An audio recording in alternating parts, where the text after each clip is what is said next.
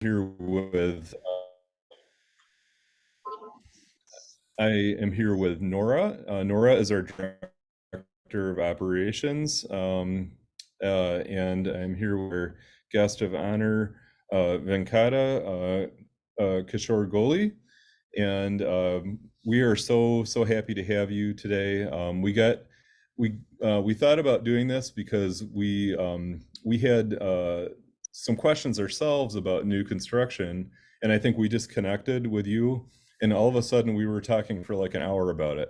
Yes. And then we thought we're always looking for topics, and somebody suggested, something on new construction would be good. I should back up a little bit. On our team, we have a series of classes and events like this called Vaz+Harwood Academy, where we're always just trying to come up with things that other agents and people in our industry might be interested in. And so today we'll talk about new construction with somebody who does a lot of it and has a lot of good things to offer. So thank you so much for joining us. Hey. So I'm Venkata Kishore, and I'm with EXP right now. I've been doing real estate for 7 years, and I was mostly my sales are new construction. In the last 3 years, I had 100 plus sales every year, and most of the 60 to 70% of them are new construction. Oh wow, I didn't realize that's a lot. Yes, thank you. I mostly work with both national builders, and when I say the national builders, I mean to say D.R. Horton, Lennar, MI Homes, and some of this Pulte. All these are national builders, and I also worked with the local custom builders to generic builders. My topic I'll just probably limit to how the local builders work and how the national builder works, and what to look for in each case if you're representing the new construction. And the warranties they have, like 1 year, 2 year, and 10-year warranties, and all those kind of stuff. I'll just start with the national builders, and we can go on to the local custom builders and stuff. When it comes to the national builders, that sounds great. Yeah. So any questions before I start, or should I move forward with my topics?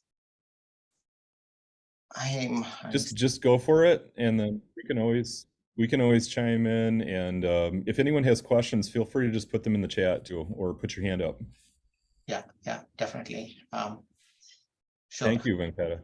Thank you. So with the national builders, the standard is, I think the Minnesota standard is 1 year and 2 year and 10-year warranties.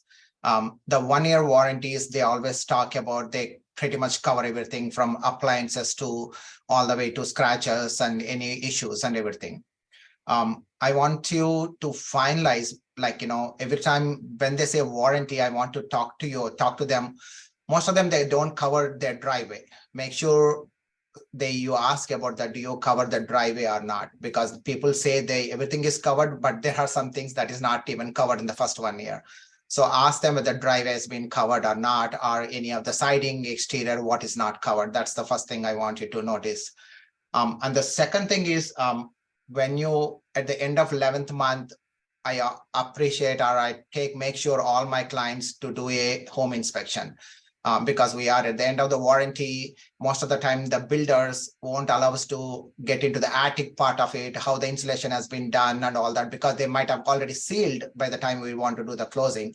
So I want all my clients to make sure when they do the inspection to get onto the attic, there's proper ventilation, proper insulation has been done. That's the only time we have to make them to do all these things. So make sure at the end of the 11th month of the year, if you are there, just get them into the attic and make sure all the work has been done properly. So you're saying you're saying like the hatch and the ceiling, they've caulked that up, right? Yes. So that they won't let you break that seal when at purchase agreement time. Interesting. Yeah. So they say you can do it, but they say they don't want to patch it up. Then it's our responsibility to patch it up. And most of the time, the 1 year when they built it fresh, everything will be intact. I think all them will be very tight. So I say to my clients, it's okay to skip the inspection at that point, but make a proper inspection at the 11th month, because the home has been settled. If there are any issues with the cracks or the venting, you use the, like for example, all the plumbing, you might see the leaks happening because the home has been settled for almost 11 months now. So the 11th month inspection is very important. Yeah. I know during the pandemic, there are a lot of changes with every builder. So I want you to also talk about, before you sending an offer or anything, I want you to make sure you also talk about your commissions. Every time I send an email, I send an offer to the builders, I tell them, hey, can you also please, when you're responding back, can you also let me know what are your commission structure? For example, some builders is now only paying on the base price of the home rather than upgrades. For example, the base price is 500K. The home is selling at 600K because it's 100K upgrades, but you will be paid only on the base price, that to 2% or 2.2% or 2.5%. If they are limiting that, I always send them, hey, I need a broker bonus of 2,000 or 3,000 or 5,000. I always put that in my email when I'm sending that, hey, this is the offer price. This is the commission you mentioned on MLS, but I also want a broker bonus of 2K or 4K. Depending upon the, so all the builders, like every national builders have a quarterly sales for every 4 months and everything. And most of the builders are desperate in November or December time or October. That's a good point for major negotiations. I know it may be hard to believe, but I had 110K price reduction on a Lennar property in Inner Grove Heights last November. Because I know they were very desperate. The home has been sitting there for some time and they have to close it because that was all ready to move in and everything, but they did reduce us 110K on that one. So, and every quarter, every end of quarter, I say you have a better advantage of getting a bonus from the builders. That's one thing. So And that has to be, if our broker was here, he'd be saying, remember, commission negotiations have to be done before a PA is submitted, right? So you got to do that before you're yes, doing a yes. PA. I wanted to make sure because I want them to Okay. send me what are the details. Hey, this is, oh, what is your commission structure? How are you paying and all that, make sure. And then all the national builder have their own mortgage companies. They are tied up with their own mortgage and their own title company. And they said they're gonna give us the 10K closing cost or 5,000 closing cost. And each builder say, hey, is say different way of doing it. For example, DR Hutton says, if you use my builder and my title company, I straightforward pay you 10K. And Leonard says, if you use our mortgage company, will pay 5,000. If you use our title, we'll pay you 1,500. They split that, So you may not use their mortgage, but you can use their title, something like that. So you, based on that, you're better understand that. And I always tell my clients, go through their process first, get the rate from the builder, then shop around. Then always go shop around, talk to multiple people. I provide different contacts. So if you don't negotiate, you don't compare, the builder will never come down, or the builder mortgage company will never come down on that. So I always tell them to compare, get the better rate, and then if go back to the mortgage company and show them, I always see they might reduce by 0.2, 0.3, or 0.4 in the interest rate, depending upon what the best rate you have. You have the advantage of that closing cost they're giving, that really helps. But at the same point, I suggest them to shop around for that. So Yeah, that makes sense. And probably a lot of people won't shop around, right? They're just going to take what the builder offers. yes, I tell them, like, don't jump and agree to that. Just wait and shop around and tell them that, hey, I'm looking for the other people, comparing with other online lenders to make sure. So yeah. Yeah. Can you talk about that one? We were talking about one where we were showing a new construction property. I think we asked you I think that's when we were starting to talk. Uh-huh. And I think we didn't even notice at first that it was a flat fee. It was a flat commission on Yes, MLS. yes. So there's that something too. It's not always a percentage, right? Yeah, it was a flat commission because the flat commission is based on the base price, right? So the base price is 500K. They already calculated the commission and they put it on the MLS. I see. Whenever Okay. whenever I see that, I make sure I wanted to ask them. Then that's when I send them an email to know how much bonuses are the builder is planning to give to the brokerage. Is it 2K, 3K, or 4K, or 5K, depending upon however you want to work it out. Yeah. And the upgrades. Yeah. Yeah, and I want you to also stress on the one is the radon testing, and the second thing is the deed tax. Make sure you ask all the builders what is their kind of where they stand on the radon. Some builders say that there is already radon mitigation system. They say we are not going to make it active. It's your responsibility if the thing is high, but you cannot cancel the purchase agreement based on that reason. So you make sure you ask every builder where they stand on the radon. And the second thing is the taxes, state deed tax. Some builders are hiding that in their documentation, saying that, hey, it's your buyer's responsibility to pay the deed tax, which is an additional 1,500 or 2,000 in closing costs for your buyers for no reason.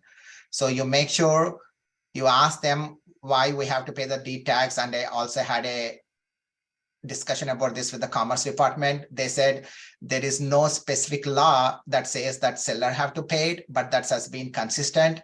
But some builders are taking advantage of that, and now they are not even giving an option in the purchase agreement saying that, hey, they just hide it. There's a plain simple line saying that it's buyer's responsibility, that buyers have to pay for it. That's it. Yeah. So, Goalie, what Interesting. tax is that? Is that called a seller's tax? What type of tax? Deed tax. Oh, deed tax. Okay. Yeah. So normally the seller, like in all of our normal, traditional resales, the seller's just going to pay the deed tax. That's just part of their closing costs. But the builder said, hey, there's law that says they have to pay it. We'll just see if we can get the buyer to pay it. We'll stick it in the fine print. Yeah. Very interesting. So negotiation. Can we back up on the radon thing? Can I ask about the radon thing too? Because just to clarify, because I think this is right, but I just wanted to ask you. So they put the tube in there, is what I think, right? Yes. The radon tube, but they don't activate it, and they often don't put a fan on it. Yes. Yeah. There's a passive system up to the buyer if they want to do. Yeah. So the passive system already installed as per the code. It's our responsibility to test it once the home has been ready to close. So because if not, if it's all open, right? So then once the home is all closed, we can go and test for it. Yeah. If it is new construction, they just started in that community. There is no other homes built. You are the first one negotiating there. I always ask you guys to take a price protection guarantee from the builder. For example, we last year we were assigned a property with MI Homes, and we discussed about this. They said, yes, we will protect your pricing if there anything changes and everything. It is part of my fault also. I never asked them to put that into the contract, into purchase agreement. They showed us, but they never added into their 100 or 200 pages contract, which I kind of missed it. Right now they took almost all 8 months to 9 months to finish the house. Then we realized they reduced the base price by 16K, which is not a good thing for my buyers. I fought with their management a lot, and we tried to get everything, but all the builders contracts are never supports us in any way. Not even a single page, single line supports the buyers or anybody. So, but make sure if you are the first one to negotiate in that community and everything, make sure you always have a price protection guarantee. With all the negotiations, everything is been done. Make sure if there is any price reduction, the builder have to honor that before closing. Make sure you have that in email, or you make sure you do that. That's I highly recommend if you are the first one to sign at that new location, a new neighborhood. So, Interesting. yeah. Yeah. And I always negotiate. I never negotiate on the base price. I always negotiate on the upgrades. For example, 50% discount on upgrades. And I negotiate on the closing cost, and I negotiate on the appliances. These are the three things I always negotiate. For example, it's a built home which is ready to move in.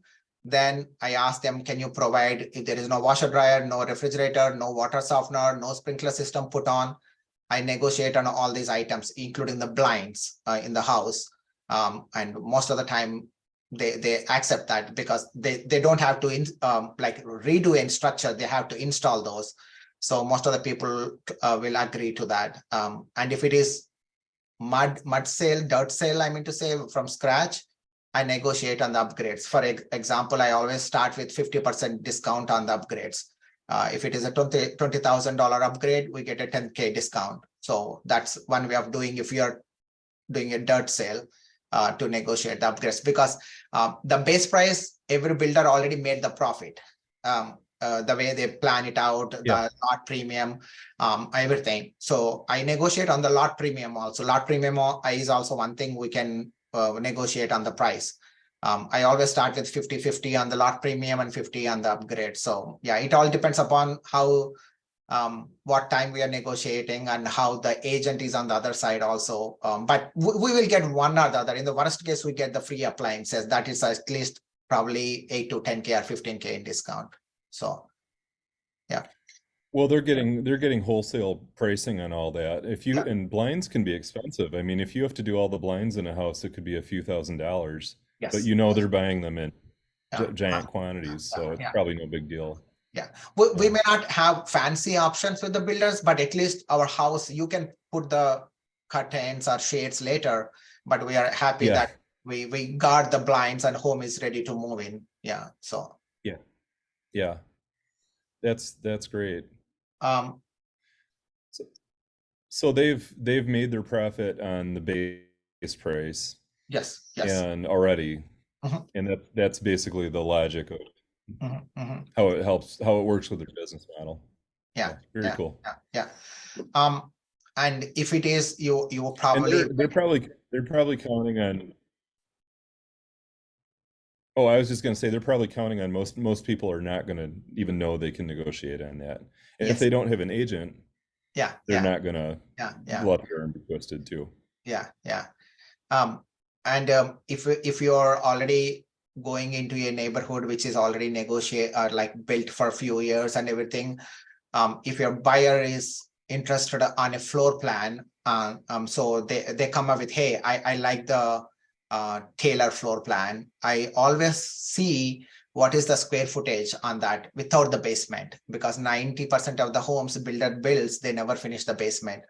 So I always take that square footage, I select that neighborhood in the MLS maps, and I will see the past 2 years of sales or the 1 year sale, for instance, when they had. And based on the square footage, I compare the prices, how much they keep increasing. And I'll show that data and try to negotiate based on that. So they will, most of the time, they will honor the comparisons, because if the same square footage home sold last year for 100K, this year they might be selling it at 200K or 150K, then you can say, hey, this is a major increase. If it's the same square footage, what all different did you add? Is there any major changes you add? Why is it so expensive? If it is 3-month sale or 4-month sales, and it's easier to compare. If some home sold last month for 20 to 30K cheaper than same square footage, you can definitely ask them, hey, why is the price different now? They will at least reduce the price by 5 to 10K. But I always put the map selection in the MLS and try to find same square footage home, so that we understand it's what it is. So that's one way of comparing if you want to know the pricing and stuff. So yeah. Oh, I love that. Yeah, that's a great idea. Yeah. Do you guys have any questions on the national builders? So I can move on to the custom builders. I just had one thing Are there certain types of things, like, I know they don't build a deck, right? Like nobody Yeah. gets a deck from the builder. Uh-huh. Uh-huh. Are there other things like that that they just don't do other than Um, decks? uh, th- they used to do decks before pandemic. Every builder probably took everything advantage not to build the decks after that and everything. Yes, and also the gutters. They don't install the gutters. 90% of the builders don't do, and even 99%, I would say. That is also something we can negotiate if they can add the gutters. And landscaping is one thing. They put the sod. That all the national builders will put the sod.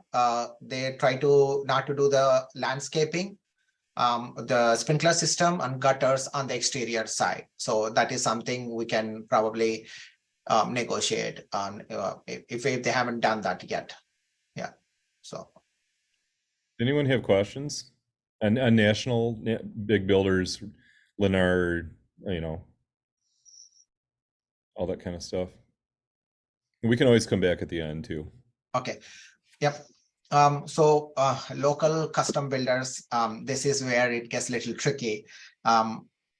Because there we have all the way from high-end builders to semi-custom builders to probably no customization kind of stuff. It's also same thing. First, make sure you get the price protection from the custom builders. Okay. The custom builders, they keep changing even when you are in the middle of the construction, they will allow you to make changes. You need to make sure to find out what is the change order fee. So every time hey, I want to add different tiles than what I chose. They might say the upgrade might only cost you $100, but the change fee could be $250. So make sure you ask them what is the change order fee, and also make sure how much upgrades can we go. The problem with the local custom builders is they have a limitation. They're worried about their appraisals, how much it can go for.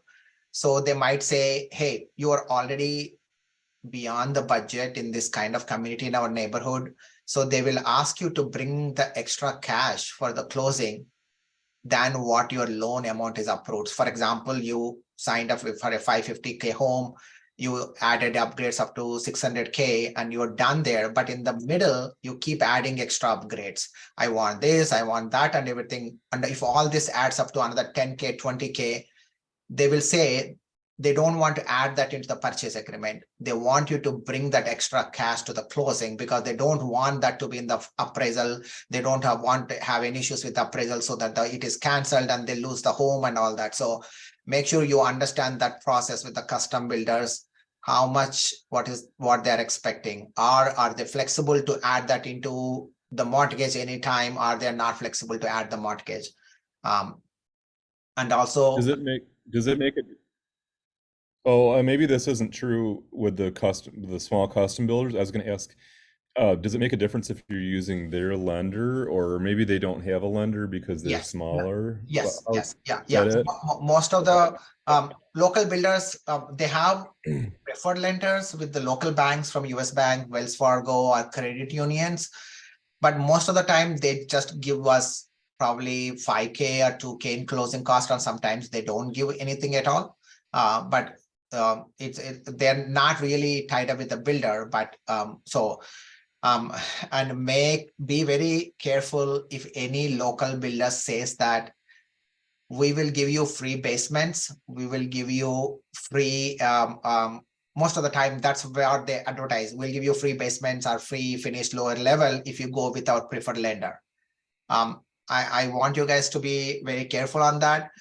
If you still want that process, you make sure you talk to the lender before signing the purchase agreement. Those lenders and the builders are already tied up, and I've seen closing costs almost all 4% or 3%, or the interest rate is definitely almost all 1% more. Whatever the money the lender is making, he will be giving back it to the builder. So when they say we'll give you free lower level if you use our lender, I want you tie up, you make sure you buy a reach out to the lender and see hey, what is the rate you're planning to give it to me? What you're planning to do and all that. That Wait, can you back up on that one? That one is amazing. So basically, you're saying the lender and the builder have some kind of an agreement that the lender will charge a higher interest rate yeah. I mean, they won't and discuss that, they won't mention charge about it, they won't talk about it, but that's the fact. So if because they say, oh, yeah, we are giving the basement. I can't believe that's even legal It's that's what I'm saying. It's or if it, not, but I want you to talk to the they lender. found a loophole. Yes, I want to talk to the lender before signing the purchase agreement so that you know whereas his interest rates. The Mhm. one major disadvantage with the new construction is we cannot lock the interest rates till 60 days before the closing date. That's the biggest risk every buyer will take. And I always explain my buyers, they have to be prepared for that. So that is something I always tell them, hey, if it is a ready to move in home, you are good to go. But if you are building a home, you got to be mentally prepared for the interest rates. Anything can happen, and most of them. And we've seen some big interest rate changes, Yes. right? What Yeah. if you started at 4% and now it's 6? Yeah. I think that's what happened in starting of the last quarter of the last year. Many of them canceled their purchase agreements and they lost their earnest money deposits and stuff. And be careful on the earnest money part also.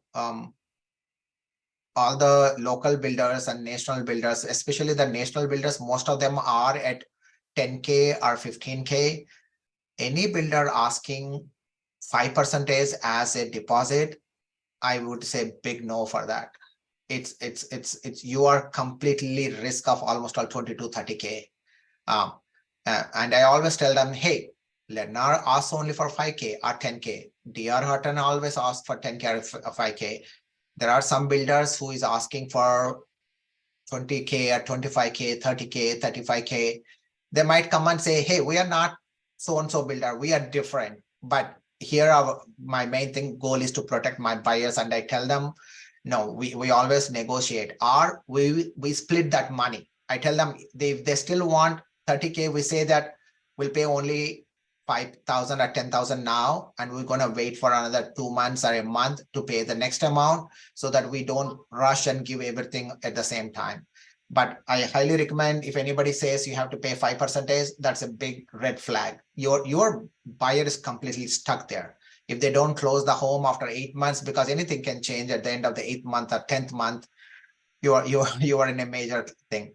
Oh, under Yeah. all the builders contracts, you should ask, what is their time period? For example, Lennar have 24 months to finish a home. It doesn't mean they will take that time, but you can't go back and question them because that is there on their purchase agreement.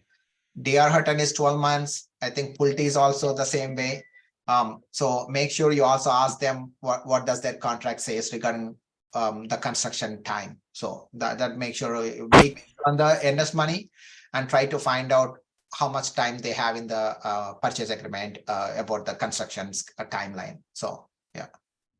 General question, do you find that you have enough leverage to get concessions on a lot of these?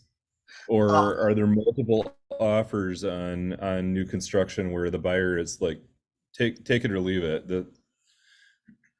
It depends upon the Or Yeah, it depends upon the neighborhood. It depends upon the locations. For example, if you take Lakeville, we have multiple builders building here right now. We have Brandel Anderson, we have Pulte, we have Lennar, we have DR Hutton. If my buyer say, hey, I like this floor plan in this builder, I try to share other builders in the same neighborhood, and tell them, hey, why don't you go check on these builders also? Because they already have their websites. There are similar floor plans and you can compare and see whichever I suggest them to look into other builders also. I'm not trying to divert them, because it's I'm not telling them not to go to this builder. I'm not telling them not to go to this location.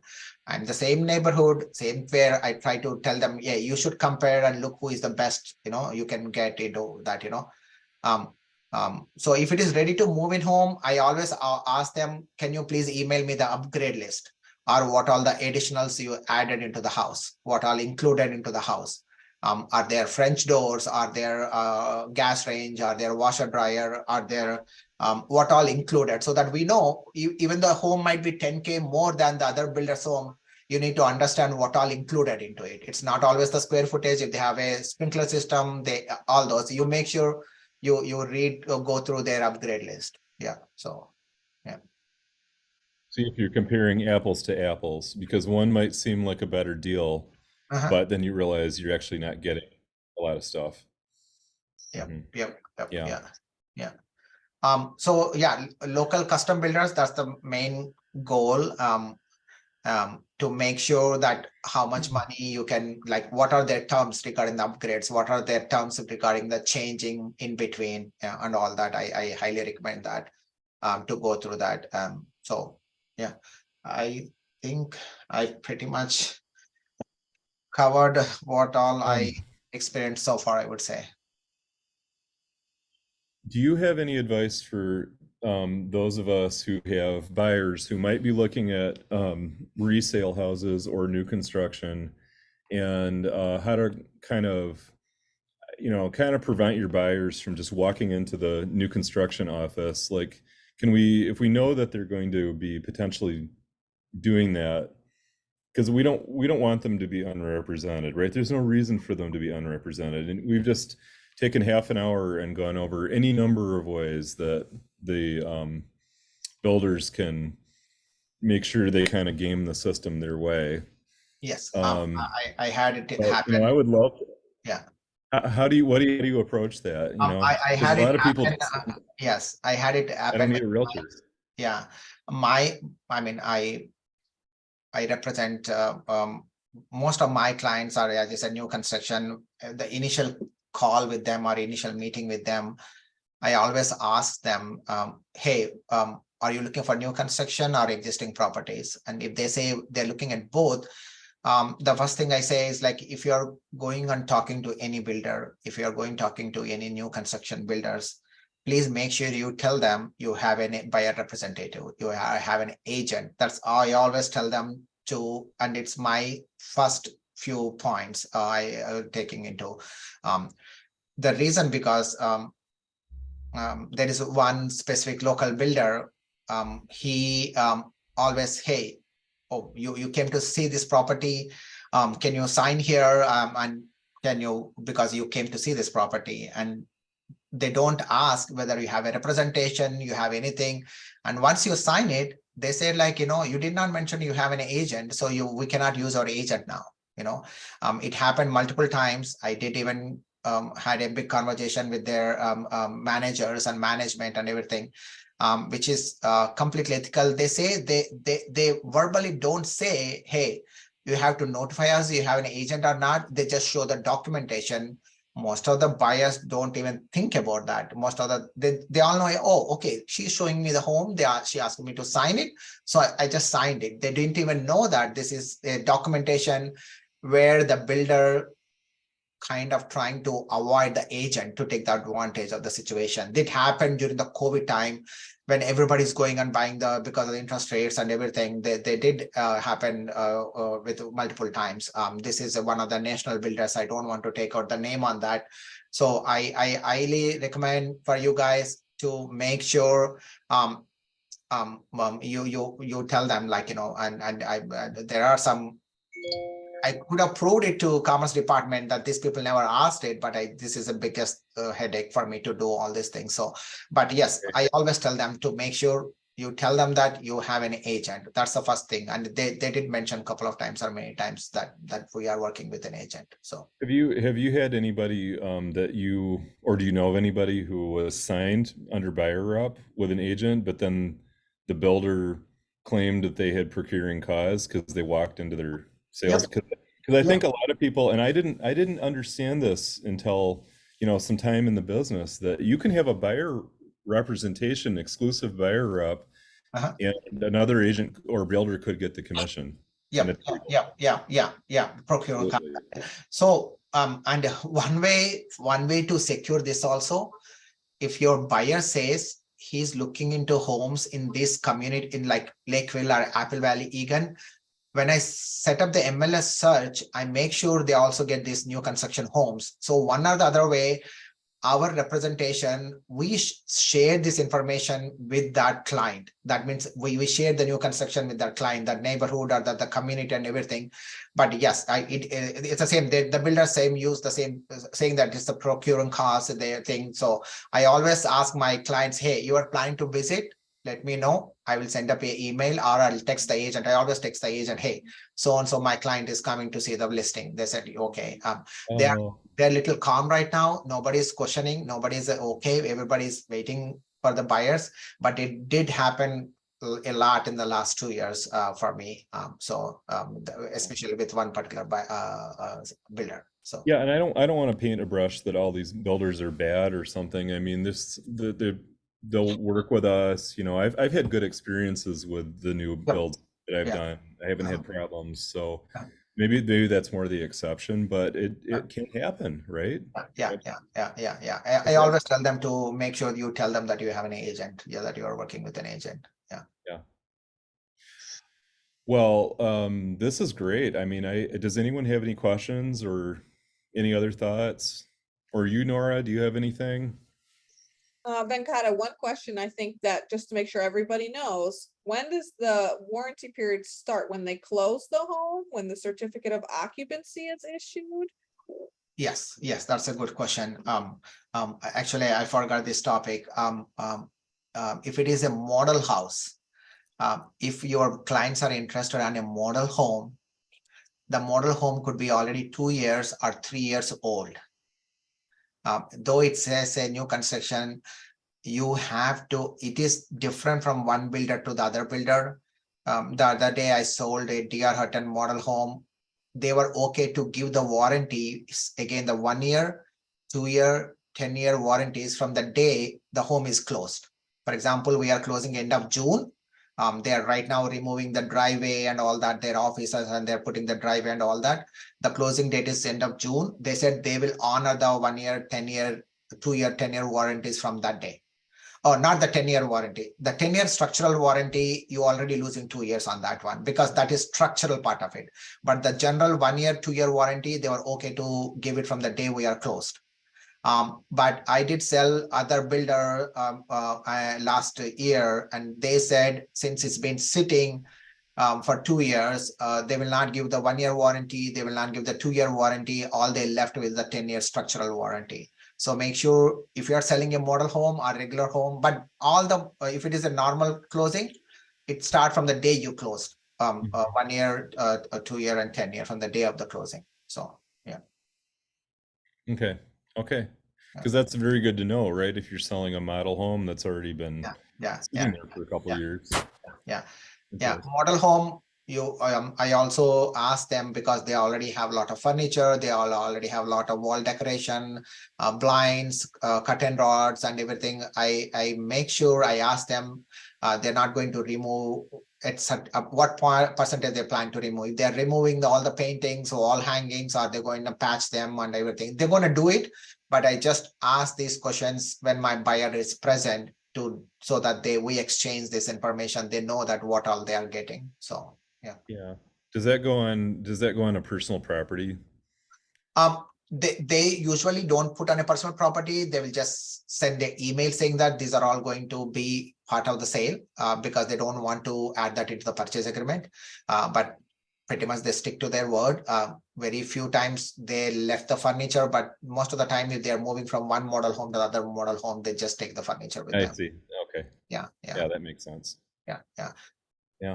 Venkata, another question. We talked about builder purchase agreements that you have to make sure to look at, but on occasion, and some people may have seen this in MLS, there is a new construction purchase agreement, right? Yes. So when would you use that? And is there any language you would be sure to put into that purchase agreement to protect your buyers? And I So think Brandon just put in a question about this too in chat. Oh, yeah, Brandon, we're covering that literally right now. yes, thank you. So if the builder have their own purchase agreements, they will never accept our new construction purchase agreements. It's a big no-no for them. They will not do it. I've seen very few local builders, small builders are asking us to put the new purchase agreements, which is there on the MLS. In that, I always, because I have an advantage here, I will talk about the taxes part of it, that make sure they pay the taxes till the end and all that. And I also have a very hard deadline about, for example, if they don't stick to the closing date or we don't stick to the closing date, I won't have an understanding at that point also, because most of the time the clients are renting. And if these people don't deliver the home, they promise timeline, we always have a 1 month buffer. They always ask the buffer, but I also put that wording saying that based on my buyers rental, I always ask them to pay our price reduction or provide us towards the closing cost 50% of the rental, whatever they're paying. One of the small builder in Shakopee accepted this clause for me, and they did it just kind of having an understanding. I know they don't want to purposefully delay it, but if there is a delay, we should have an understanding, and and also a lot of these local small builders, they wanted a new construction loan. The buyer have to take the loan, a new construction loan, from the day one. Okay.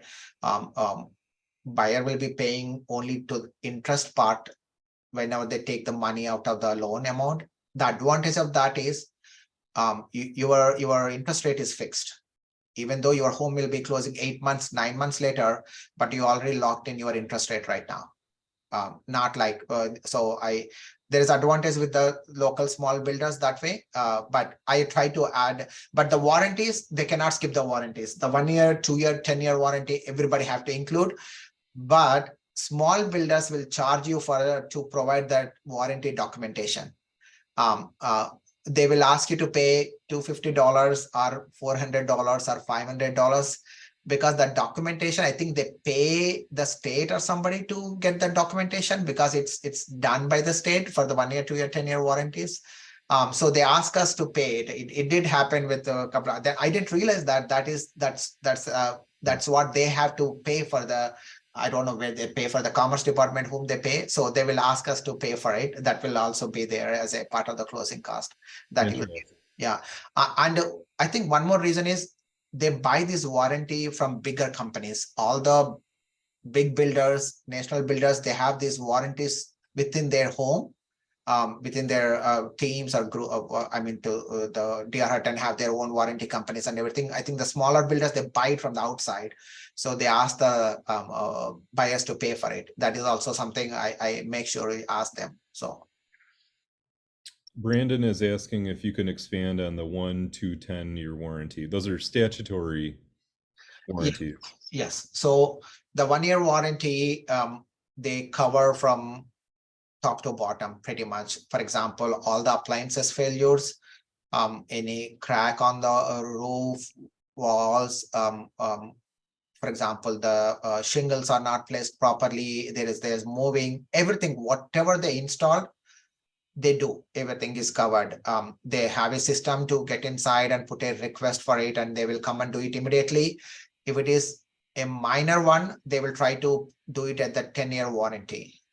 So for example, nail pops is one thing we drastically see in the winter. By the time it's coming, all the nails are popped out. You can see the holes, nail holes everywhere.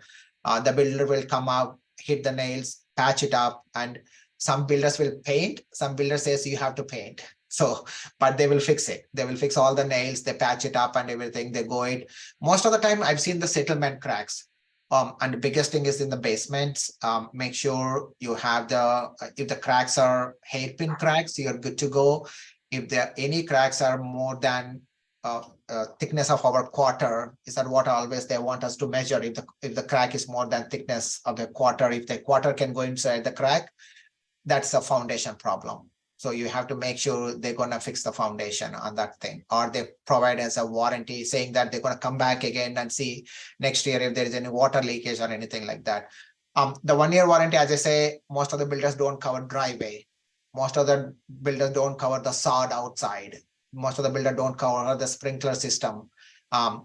So you make sure you ask these basically the outside things what they don't cover within the 1 year warranty. Under 2 year warranty, most of the time they don't cover the appliances. They only limit it to very few things, not the settlement part of it. For example, there is a water leakage happening from the roof into your attic or somewhere you found out, or your porch. Those kind of stuff, they will cover the 2 year warranty, but they don't cover the minor like settlement cracks. They don't cover any of these kind of stuff. Or any creaking sound, any creaking noises and everything. What all, if they come after 12 month to 13 month also, we are done. They're not going to cover it. But major, I think the roof part of it and some siding part of it, some of these are covered in the second year. And the mostly 10 year warranty is the structure part of it, the foundation part of it. If there is any cracks on the foundation, if there is any settlement, you might, I've seen a lot of builders now, you can see the big boulder rocks on the sides, when they're going from one property to the other property. They are part of the 10 year warranty, because that affects the foundation part of the house. If there is a settlement, if one of the rocks are falling off and everything. This happens to a big community in Plymouth, actually. So actually the builder came back after 8 years or 6 years to redo all the boulders again. They have to fix it, but that is part of the foundation. Makes sense. So, And I put a link to the state statutes in the chat for everybody, but you can literally Google Minnesota new construction warranties and that will pull it up too. But it's in the state law. So it's very, they got to do it. Yeah, it's pretty uniform theoretically. So. yeah. Well, thank you so much, Venkata. This was amazing. Thank you. This is, and I would be safe to say this is going to help probably a few of us keep some buyers out of trouble. Yeah, if any of you have any questions, like how you do this search on the MLS or anything, if you want to reach out, I'm happy to do another Zoom call and show it on the MLS how I do it, so that we can, if anybody interested in person, we can make another Zoom about this. You're awesome. This is what we do too. I'm not a new construction expert, but I'll hop on a Zoom with anybody for something that I know more about. So. Thank you. Wonderful. Thank you. Awesome. Thank you. Thanks everyone for coming. We appreciate it. Thank you, guys. Thanks again, Venkata. Bye. Bye.